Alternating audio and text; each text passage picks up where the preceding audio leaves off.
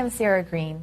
I'm here today with Yves Morieux of BCG, the author of 6 Simple Rules, How to Manage Complexity Without Getting Complicated. Thanks so much for talking with us today. Thank you, Sarah. So when you talk about complexity, what exactly do you mean? By complexity, I mean the multiple performance requirements that companies need to satisfy in order to create value. For example, low cost and quality, speed and reliability, standardization and customization, innovation and efficiency, global consistency and local responsiveness. These requirements have been multiplied by 6 over the last 60 years, and many of them are contradictory. For example, reliability means test, control, checks at the expense of speed. Innovation means doing something for the first time. Efficiency means doing repetition, learning, experience, doing the same thing for the 10th time. So this is complexity. The business complexity means that companies are facing more requirements, contradicting each other. Now, what's behind that rise in complexity? Behind that rise of complexity is, I would say, 2 main factors. The first one is the evolution of trade barriers, allowing customers to have more choices. And the second is the increase in the number of stakeholders to which firms need to be accountable.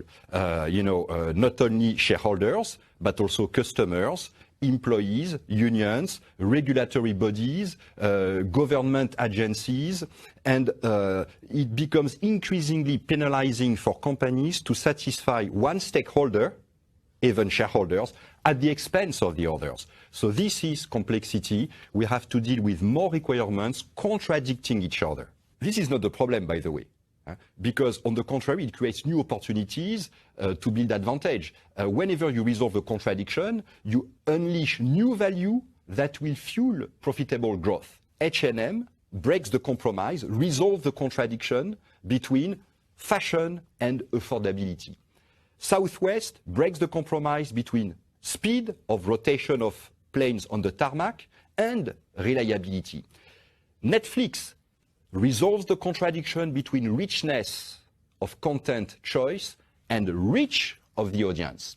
The real problem is the organizational complicatedness, a proliferation of structure, process, systems, scorecard, metrics, incentives, reporting needs, coordination bodies, layers, clusters, with which organizations try to respond to the new complexity of business.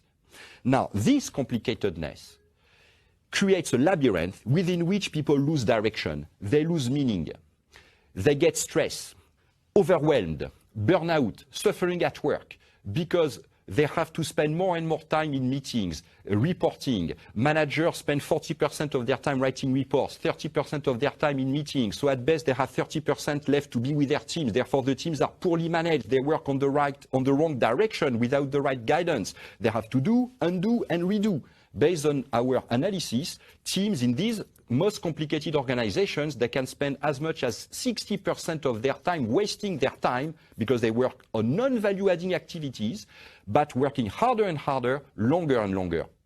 Now, I know we don't have time to go into all of the simple rules in detail, but I'm wondering if you could give us a sense if there is, an overarching principle that kind of underlies all 6 simple rules.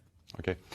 First one is really understand what your people really do. Second, reinforce integrators. Third, increase the total quantity of power available.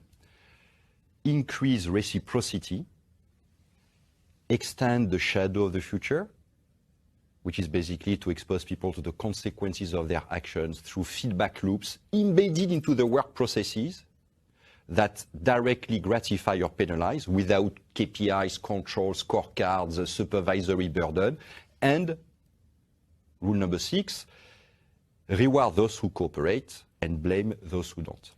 3 rules are about advantaging people's autonomy in how they use their judgment, in how they engage, in how they take ownership, thanks to the cooperation of others. And 3 other rules are about making sure that this enhanced autonomy is put in the service of the group to cooperate to face complexity.